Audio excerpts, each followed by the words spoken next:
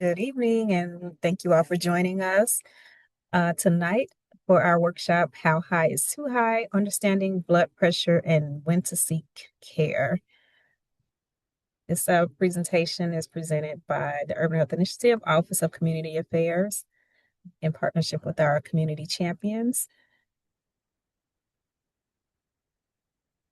Okay, so wrong date on here, but really quickly, I'm going to do a welcome, housekeeping introduction of our speakers. Then we'll have our workshop presentation, Q&A, raffle, and closing. So, can you please remember to keep yourselves on mute? There will be a time where throughout at the end of the presentation where you will be able to unmute yourselves and then ask questions freely. But if there's something that comes up in that moment, please feel free to drop your questions in the chat and we will get to all of your questions.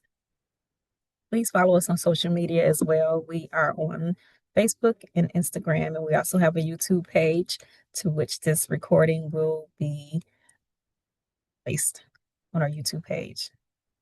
And also just tag us at UCM Urban Health Initiative and also hashtag UCM serves.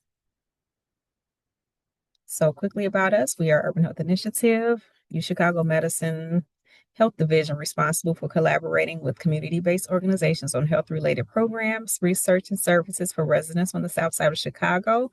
And some of our programming health wellness programs, healthcare career fairs, sponsorship events, WVON radio show, a biweekly community newsletter that's virtual, fitness classes that are virtual and free, and volunteer services. Upcoming events will be announced soon. If you follow us on our social media and also our newsletters, you can definitely keep up with what we have coming up. So let's meet our speakers.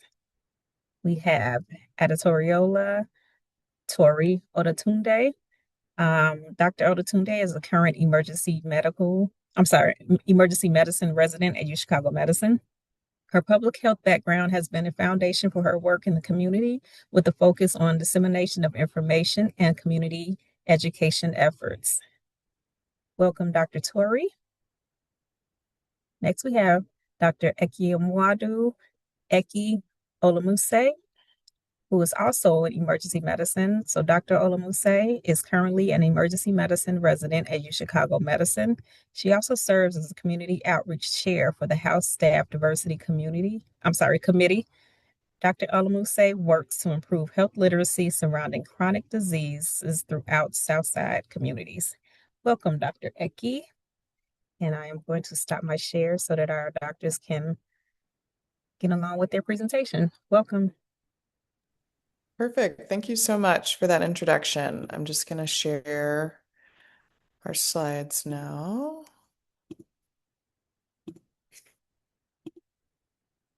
Hopefully everybody can see. Yes? Yes. Okay, perfect. So just like I just said, I'm Eki. I'm a third-year emergency medicine resident at the University of Chicago, part of the Community Champions program. Thanks to everybody for joining tonight. And I'll let Tori introduce herself as well.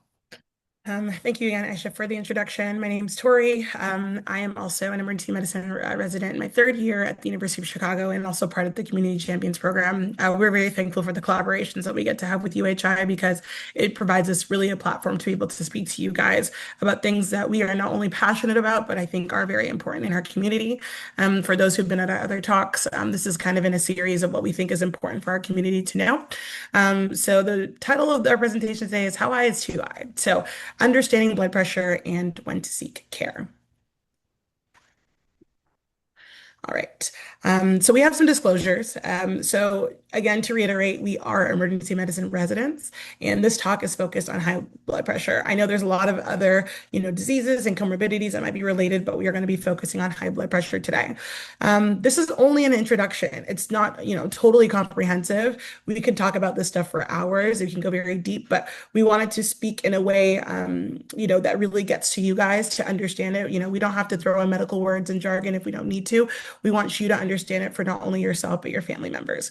And regardless of the recommendations that we make in our presentation, we think it's important to emphasize that when you are in doubt, when you are when in doubt, sorry, you should not hesitate to go to your physician, whether that be the emergency room, urgent care, calling your PCP. I think it's important to know yourself and know when you feel like you are an emergency, and when to seek care as needed.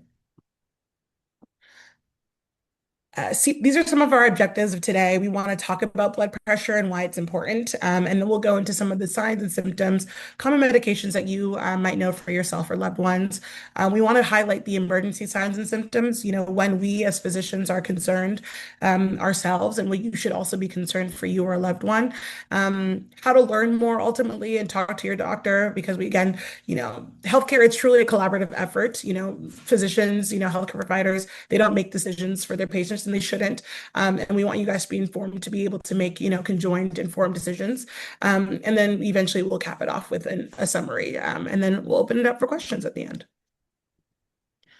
So before we talk about high blood pressure, we think it's important to talk about what is blood pressure. We hear about it kind of thrown around, but it's the force of blood that is pushing against the walls of your blood vessels, specifically your arteries. So there are blood vessels that are coming from the heart going to the rest of your body to provide your organs with blood.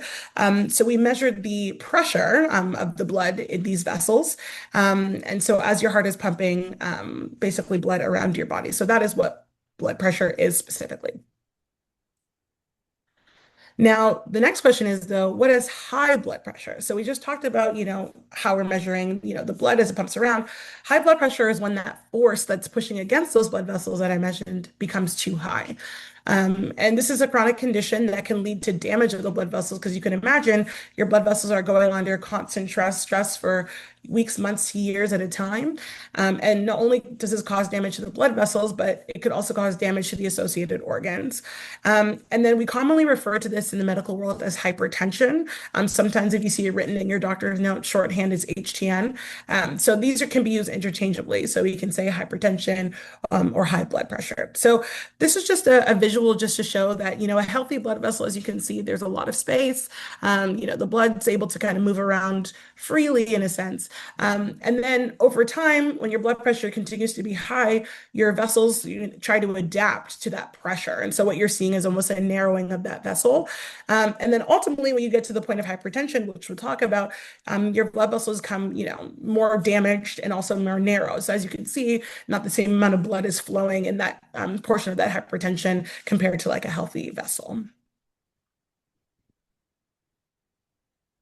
And just to say that we'll add more into information on like the actual numbers of blood pressure because a lot of people, a lot of patients that we see come to us saying, "Oh, my blood pressure was X number. That's why I came to the hospital." We'll talk a little bit more about when to be worried and things like that. So why is it important that we talk about high blood pressure? Well, almost half the US population has high blood pressure, about 48%, which is 120 million people. So that's a big number. It's a huge number and shows that, anyone who has high blood pressure is not truly alone and that there's a large popularity, part of the population, sorry, that does also share that diagnosis. And we're concerned because hypertension has a lot of complications. It can lead to other things like, diabetes, being overweight, increasing your lipid levels, and so on and so forth. And, we talk about a lot of things today in which, we'd be concerned about with sustained high blood pressures. And if someone doesn't have a complication now, they're just very much at risk. And we're concerned mainly about things like the heart, developing heart disease. Your kidneys can also be very impacted. And then we're also concerned about stroke.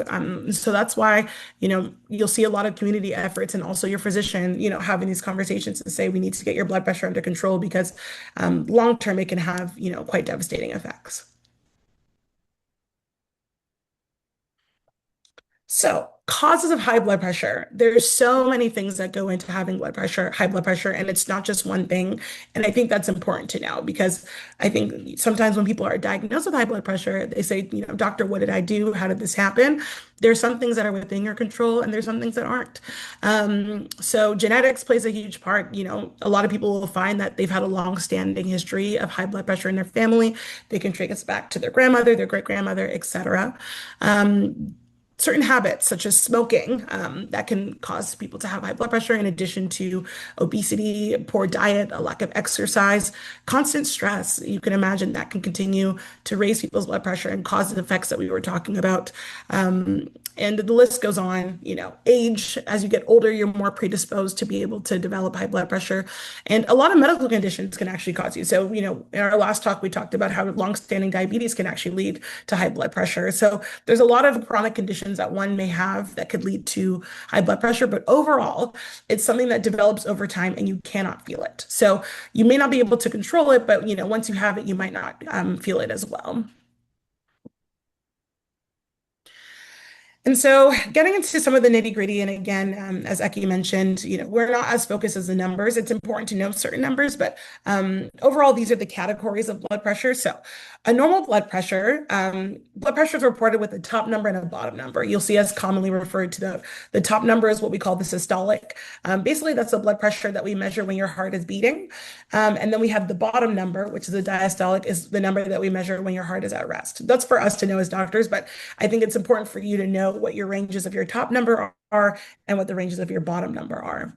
A normal blood pressure, the top number is less than 120, and the bottom number is less than 80. So those are the goals that we're achieving.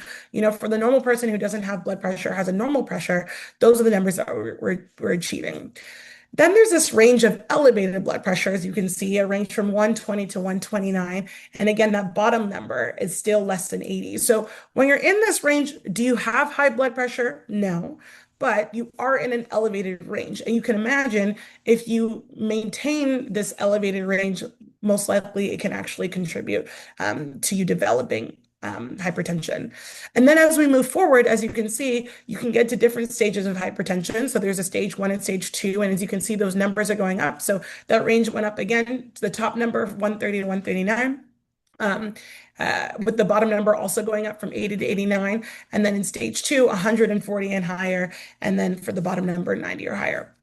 Now, what we classify as severe hypertension is when that top number is greater than 180. So again, going back to what a normal range, we said normal is less than 120. A severe hypertension is when you're above 180 of that top number, and or that bottom number happens to be higher than 120. And when we get concerned, what we'll talk about it is if you have those high numbers of over 180 and more than 120, and you also have symptoms that we'll talk about as well. So yes, these numbers are important to know, but I think the main thing is understanding when to actually be concerned. It's good to know ranges, and I think it's important to document your blood pressures and keep a certain range to know what your range is. But remembering that top number over 180 or that bottom number over 120 with symptoms is considered an emergency. Also, just to call out the lower end of normal, you can think of as like around 100 for the top number and 60 for the bottom number. So here are some common medicines that you may be prescribed yourself or may have heard your family members or friends be prescribed. Amlodipine is a super common one that sometimes will even start in the ER if somebody has higher blood pressure. And basically it allows for like the muscles around blood vessels to relax to improve the flow of blood through the vessels. Losartan is also a pretty common one. Also works by like working on the muscles to relax the blood vessels. Enalapril, lisinopril, these are in the like ACE inhibitor category. They also work kind of similarly to losartan. Hydrochlorothiazide or HCTZ, which you might also find like in a combination pill with one of the other medicines, is considered a water pill because it works on trying to remove like extra water and salt in order to lower blood pressure. And then metoprolol does reduce blood pressure. It's often more used for heart rate control, but can help reduce strain on the heart. And then, like all of these pressure medicines have a possible side effect of low blood pressure. And sometimes that can happen if people take too many of the medicines or maybe are prescribed too high of a dose. Um, and they can also change your electrolytes, like your potassium or your sodium, things like that. So, if you're on any of these medicines, it's definitely important to be following closely with your primary care doctor, and making sure that you are having regular lab checks. Okay, so Tori had mentioned often the first signs and symptoms of high blood pressure is absolutely nothing. Often people feel totally fine for quite a long period of time and are walking around sometimes with blood pressures of 180s, 190s, maybe even 200s of the top number. Um, and really, it's because like the body over time is really good at compensating for these higher pressures. And so the blood vessels end up like remodeling themselves to compensate for the increased pressure. However, over time, when you have increased pressure in the blood vessels, you can think of it as like a pipe that gets like gunk stuck on the sides of the pipe. And so the area that the blood is flowing through gets smaller and smaller. And it can lead to decreased blood flow, which means decreased oxygen and nutrients to very important organs, can cause damage to really any of your organs. But organs that have blood supply by like tiny blood vessels are often the most affected, like your eyes, your kidneys, and your heart and brain can certainly be affected as well. So, in thinking about when to be worried about going to the ER, and this touches on what Tori was talking about with hypertensive emergency or like a hypertensive crisis. If you have any of these symptoms, please go to your nearest ER. So feeling chest pain, feeling short of breath, having new weakness in an arm or a leg, having changes in your vision, especially if your blood pressure is elevated. But even in isolation could be a sign of an emergency. And again, I did want to highlight that we are definitely most concerned if we think the blood pressure is causing organ damage, and when it causes organ damage is when people often have symptoms or they start to have changes to their blood work. But really, if you're concerned, if like your blood pressure is like much higher than your typical blood pressure, like that's a relative difference. Even if your blood pressure is still like not in the severe range, it could be considered an emergency still. So like if you live in the 100s over 60s and suddenly your blood pressure is 150, like that could also be a problem. Um, in terms of how to prevent high blood pressure, it's definitely really important to think about having a healthy diet. So that's limiting like processed foods, foods that are made with a lot of salt, or are high in like fats, especially like trans fats, things like that. The American Heart Association actually recommends 30 minutes of like moderate exercise. So at least a fast-paced walk 5 days a week, which some people might think is a lot, but actually can be quite effective at helping with cardiovascular health. Also, weight loss can certainly help if you or family friend is suffering from overweight or obesity. And smoking, as we all know, is very bad for many reasons. Like the toxins themselves in like cigarettes can cause high blood pressure, but can also cause a lot of other different diseases, higher risk for diabetes, stroke, cancers, all those different types of things. Please take your medicines as prescribed. If you have any side effects related to the medicines, definitely talk to your doctor. Um, Try not to like completely stop medicines on your own unless you feel like you're really having like poor side effects after starting it. But living at a high level of like living at a high number of blood pressure can unfortunately really affect you negatively long term. It's great to check your blood pressure routinely at home if you can, around the same time every day. Um, some people will like put their, I don't know, sometimes when people like put their pill bottle next to their toothbrush so they remember, you can like put your blood pressure cuff in a place that you remember. So when you wake up, you can remember to check and write it down so that you have some type of record that you can show your doctor and you can see, are the medicines I'm taking working? Are my diet and exercise routine working? That can definitely help you over time. Um, if you don't have a primary care doctor, please get one. They are great at helping you manage these chronic conditions outpatient. And as much as we love our jobs, we would love to not see you in the ER. So definitely try to see your primary care doctor regularly. And they also can help with screening for diseases, even if you don't have symptoms. So they're always checking your vitals when you go there. They'll screen you for diabetes and cholesterol and things like that that can be associated with high blood pressure. And then please spread the word on the different signs and symptoms of emergencies related to high blood pressure. We can send out these links if you all are interested in learning more. I just put in a couple of websites where you can learn a little bit more about high blood pressure if you want to dive deeper.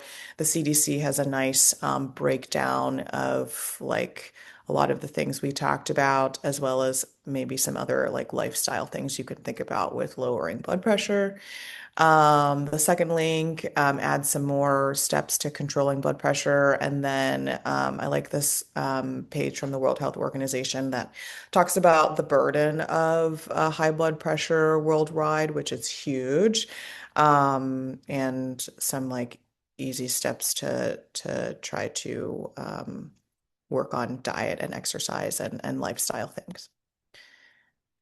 So, in summary, high blood pressure is very common. It's a chronic disease. So, it's something that develops over time, can develop over years and years and years. It can be caused by a number of things. It's often not just one thing in isolation. Can be related to diet, exercise, sometimes genetics, other underlying medical conditions can ultimately increase your risk of life-threatening disease, like stroke, heart attack, kidney disease. There's many different emergency signs, but really, if you have a change, like especially if it happens very quickly, like blurry vision, chest pain, feeling short of breath, feeling weak in an arm or leg, you should go to the ER. And then, as we discussed, exercising and trying to eat as healthy as you can are definitely important for avoiding a lot of these diseases. And so these are our references. And so that's our presentation. I saw some questions maybe dropping in the chat. Yes. Feel free to unmute and all. We're happy to So take I questions. see Dupe's question in the chat, and shout out to Dupe, by the way.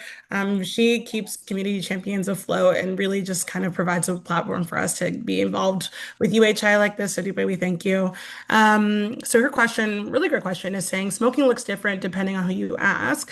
How does herbal and or medicinal marijuana use affect blood pressure? So when we talk about smoking in this context, we are referring to tobacco because there's been a lot of research about the long-standing effects. Regarding marijuana, I've actually looked this up because I've had patients ask me in the past. The connections are inconsistent.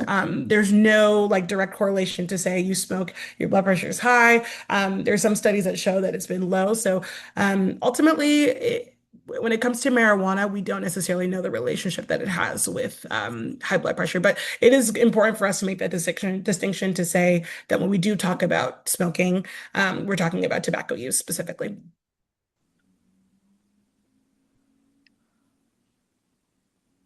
All right. Thank you so much. Thank you, Dr. Eki and Dr. Tori. We appreciate this presentation. It was very informative, and I love that you guys just were so crystal clear about everything without it being heavy with the medical jargon, as you say. But it was very clear, and I can appreciate that.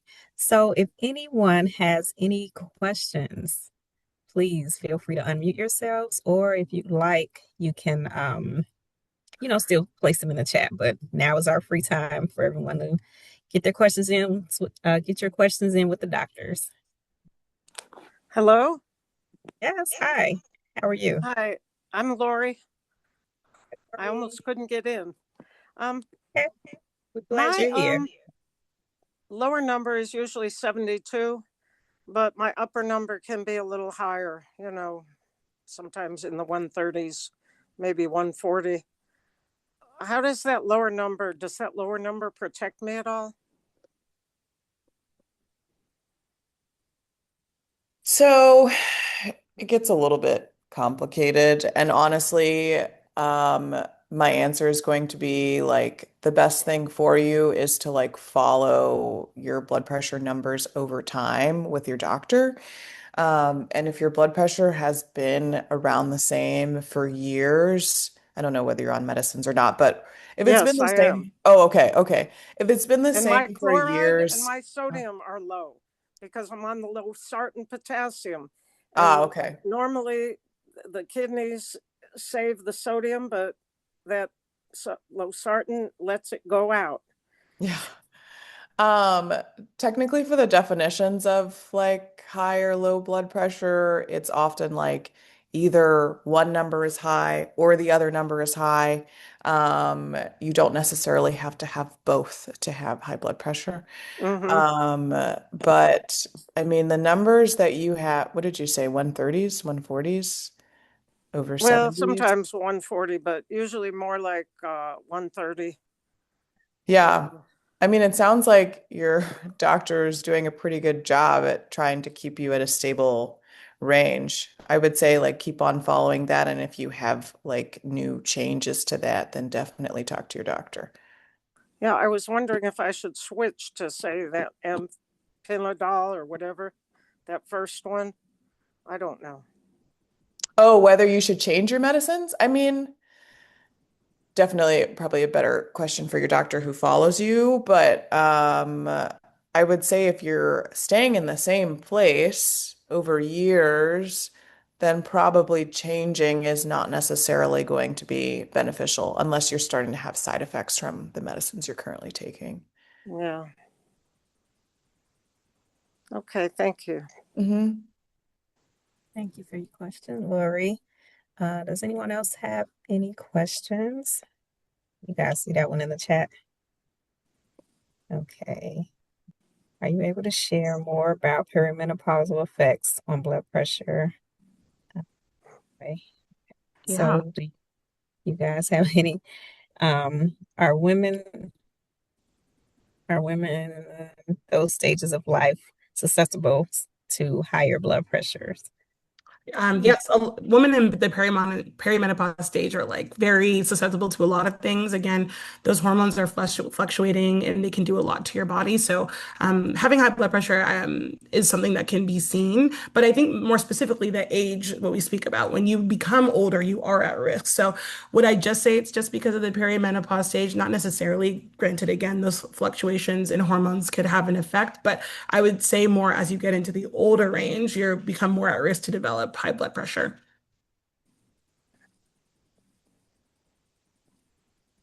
A good one. Good question to know. Um, I was going to say as well, sorry, as people continue to put questions, Eki mentioned about measuring your blood pressure. So, the one thing I tell people is you got to be consistent in how you do your blood pressure. And so, Eki kind of mentioned taking it the same time every day that you do take it because, different hormones in the body, such as cortisol, which is known as a stress hormone, fluctuates throughout the day, but it's pretty consistent for your body throughout like a daily basis. So if you're always taking your blood pressure, right after lunch, continue to taking your blood pressure right after lunch. Don't, change one day to take it right in the morning or right before you go to bed, because what you'll find is that you're going to have different values and people will report those values to us, but it doesn't necessarily show a trend. We are, as physicians, are very interested in the trend of your blood pressure and knowing like, are you where you are? Is it up or is it down? And so I tell people it's important to have a log. So anything like a pen and paper, a little diary to say, hey, like I take my blood pressure twice a week after, 1 p.m. and make sure you have that log. And it's something they could also take to your doctor's office so they can see your trends because it's not as helpful to say like, oh, my blood pressure was 150, over 120 yesterday. And so your doctor might be looking at you like, what was going on? Did something change? And then it's like, come to find out you took it at a time that you normally don't take it. So I would say keeping a log, keeping trends, reviewing how to take your blood pressure. That's something else that's very important because it's one thing to just put the sleeve on and to start it, but do you know that your feet have to be flat on the floor and your legs have to be uncrossed? And what you want is for your arm to be at the level of your heart. So that can be achieved a lot of the times by just like putting your arm on the dining table when you take it. There's a lot that goes into measuring blood pressure and to get accurate blood pressure. So I just wanted to emphasize that there's a lot that you guys can do to really be able to get the good values that are going to be helpful for your healthcare team to determine the best plan for you. Thank you for mentioning that. I was just we were at the doctor recently and we were told that your arm should be that the arm should be held out when the pressure is given because normally, you're resting your arm, but now they're saying you should raise your arm to heart level. So that's something that's new that we are, just seeing. So thank you for mentioning that. And I Any also other? want to mention, sorry, I always tell people the best of three. So if you're going to take your blood pressure, you take three of them and you would take like the average or the higher of the three, and that will be a helpful value as well. The higher of the three. Great advice. Great advice. So take three just to be sure, like consecutively, or do you wait or you just take them consecutively? Yeah, I would take them consecutively just to see where you are in that moment in time. Gotcha. Okay.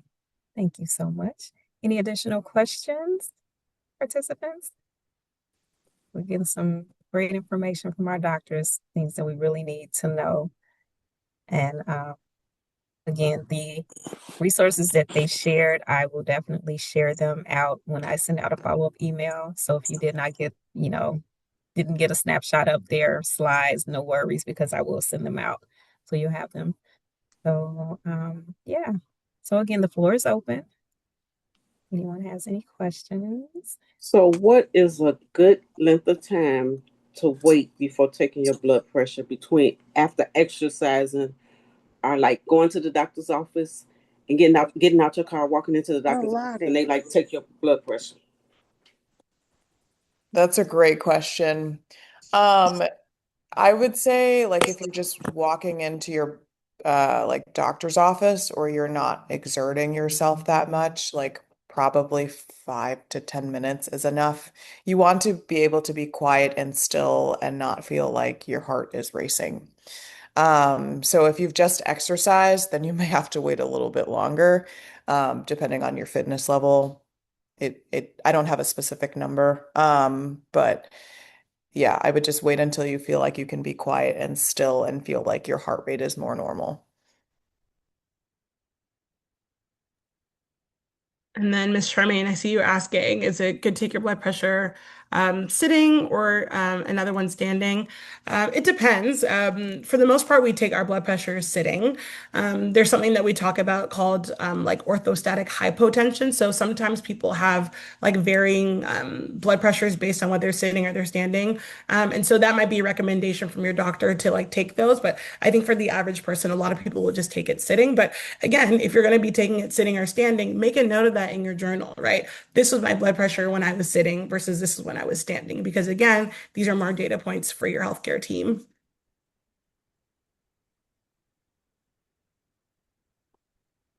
Right, thank you for that.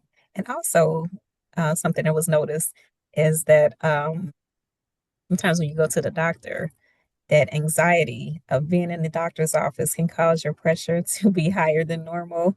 So, is it a recommend? I mean, would you guys recommend that the person requests maybe a second reading or something, just, maybe after their visit? I don't know, but, because again, you're in the office, you're kind of nervous, don't know what's going on. So that may cause a slight shift in your normal numbers. So, Mhm.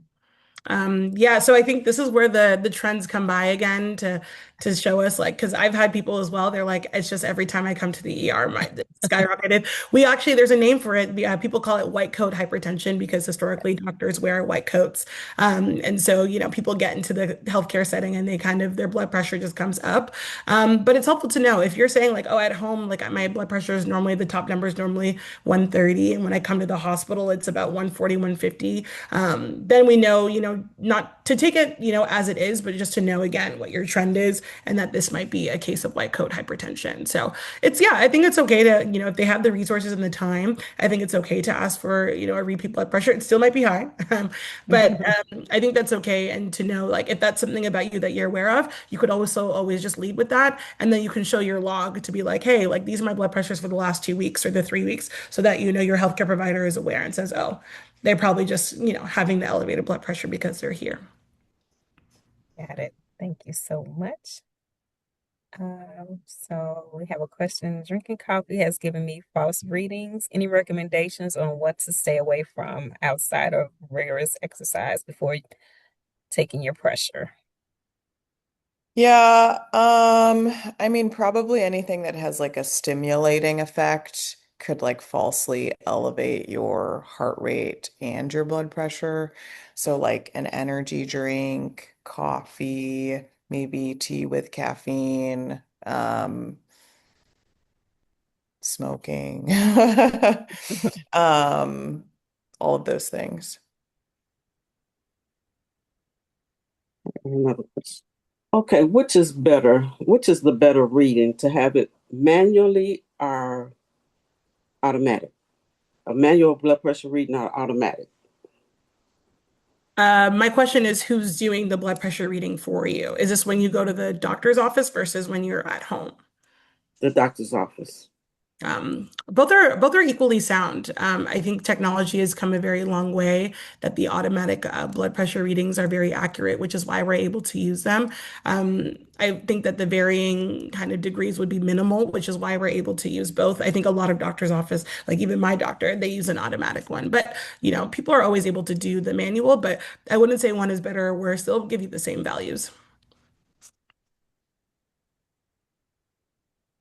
Okay. So, high blood pressure runs in my family. While now my pressure is normal, but I was wondering if there's anything I should be mindful of or be implementing as daily routine to hopefully mitigate my chances with Sure, this. yeah, that's a great question. I think definitely the preventative things that we talked about. So making sure you're seeing your primary care doctor regularly and you're at least able to monitor your blood pressure whenever you go is good. And getting the like screening lab tests like for cholesterol, diabetes, things like that is really good on a daily basis. Definitely thinking about being mindful of your diet, and the things that could raise your sugar, raise your cholesterol, can all affect your blood pressure, and trying to keep a exercise routine as well. Right, these are great questions. Loving it. Does anyone have anything else? Any other questions?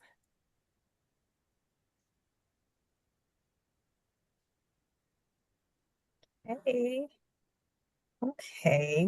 Well, with that being said, I just again, okay. Come on, Lozelle, let's go. Okay. Can you guys see the question? Mm-hmm. Yeah. Okay, so we'll read it out for everyone who can't see the chat. But if ever diagnosed with high blood pressure or hypertension, can it be reduced to normal without medication? Or if you do have to take medication, is it likely that you would need to take it long term, like forever? That is a very, very, very good question. And it's so specific to each individual. I think a lot of physicians, depending on how high your blood pressure has been or how long it's been high for, lifestyle modifications is the first thing that people want to do.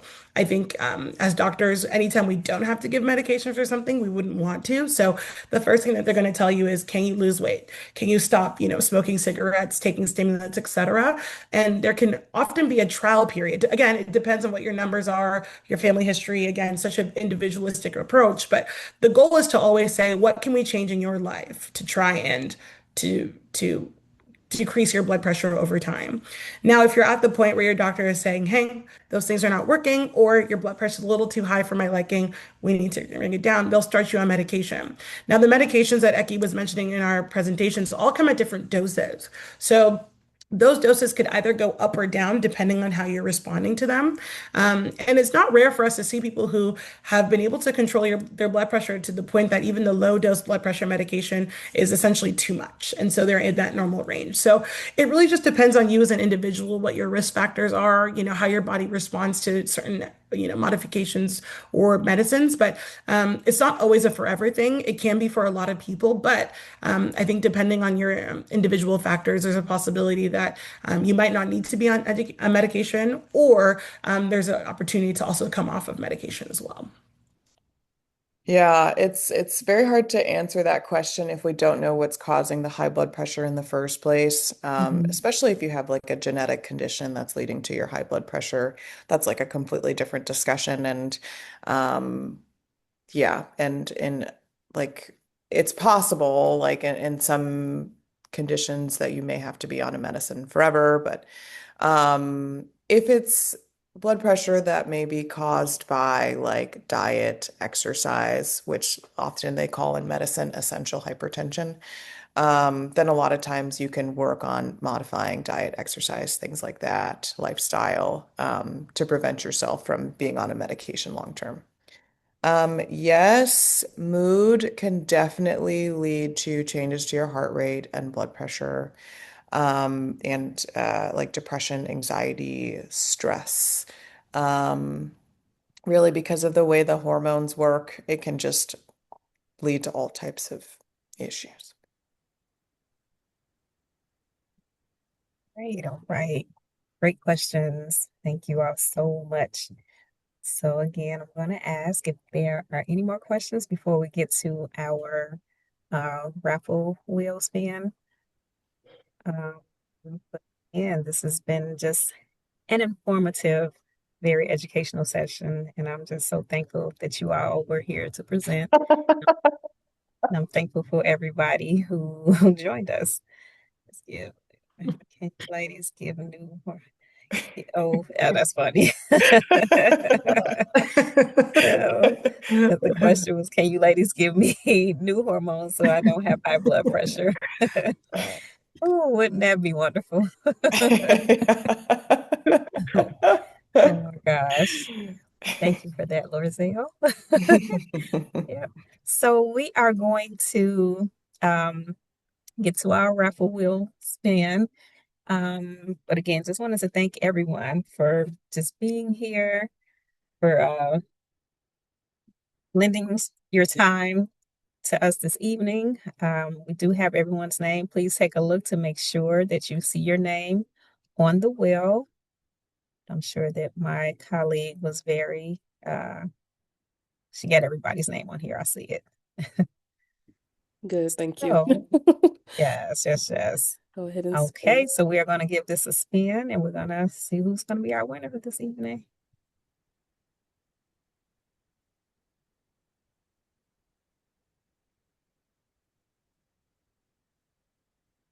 All right, Miss Lori Black, are you still here with us? I am. I You saw the are. hat. You are our winner. Congratulations. So, Wow. yes, I will reach out to you in a separate email to get your information so that we can send you your gift. But we thank you for Okay. being here. Or I could Yes. go to the museum. Is Okay, this connected with the museum? we'll talk offline. Okay. Absolutely. Okay. Wow. Thank Congratulations. you. You're so welcome. So again, just wanted to take some time to thank everyone for joining us, and especially to our doctors, Dr. Eki and Dr. Tori, for this amazing presentation. So needed and so easy to understand, and we just appreciate this. And again, this recording will be on our YouTube page. So if you all please share this with your family members, friends, and watch it again yourselves. You know, you may pick up something that you didn't catch the first go round. So definitely take some time to watch it again, listen to it, watch it, share it, all of the things. And I will be sending out a follow-up email that contains the link to for you to watch it on here and Facebook and the resources that were shared. So again, thank you so much. I appreciate everyone this evening. And our doctors, thank you as usual. They presented for us last year and did an amazing job. So we will continue to, you know, hopefully have them to present for us for additional, events and informational sessions. So thank you all so much. And I would like to, yeah, again, I'm just going to pushing some buttons that don't need to be pushed. Oh, so we're going to end this now, but thank you all again for being here. Just be on the lookout for upcoming events, and everyone have a good rest of your evening. Thank you so much. Thank you. You're Thanks welcome. for having us. Okay, bye-bye. Have a good one. I'm glad I got in. Yeah, I couldn't do it on my phone, but I did it on the iPad. we got you. You guys have a great evening. Bye-bye.